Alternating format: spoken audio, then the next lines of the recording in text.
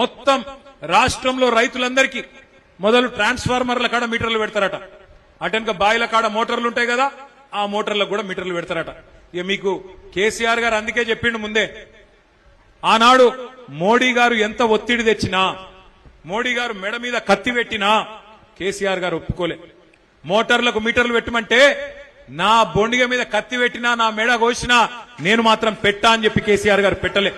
కానీ ఇలా రేవంత్ రెడ్డి ఆయన మీద కేసులున్నాయి కదా, భయం ఎక్కువ ఆయనకు, పాపం కేసులున్నాయి కదా, భయం ఎక్కువ. అందుకే మోడీ చెప్పంగానే, మోడీ తానానంగానే తందానా అన్నాడు. నిన్న కేబినెట్ లా నిర్ణయం తీసుకున్నాడు, మోటార్లకు మీటర్లు పెడతాడట. మరి ఈ రాష్ట్రంలో రైతులు ఆలోచన చేసుకోవాలి, ఈ కాంగ్రెస్ పార్టీ ఫ్యూజులు వీకేద్దామా, కాంగ్రెస్ పార్టీ ఫ్యూజులు వీకి వీళ్ళను బంగాళాఖాతం లేద్దామా, లేదా ఇట్లనే చూసుకుంటా ఊకుందామా, ఆలోచన చేయాలని చెప్పి నేను కోరుతా ఉన్నా. మరి ప్రీపెయిడ్ మీటర్లు పెడితే హైదరాబాద్ లో మీ ఇళ్లకు కూడా వస్తారు. ఇక అదానీలు అంబానీలు వాళ్ళే ఉన్నాయి దుకాణాలు మొత్తం, వాళ్ళు ఇల్లుకి వచ్చి మీటర్లు పెడతారు.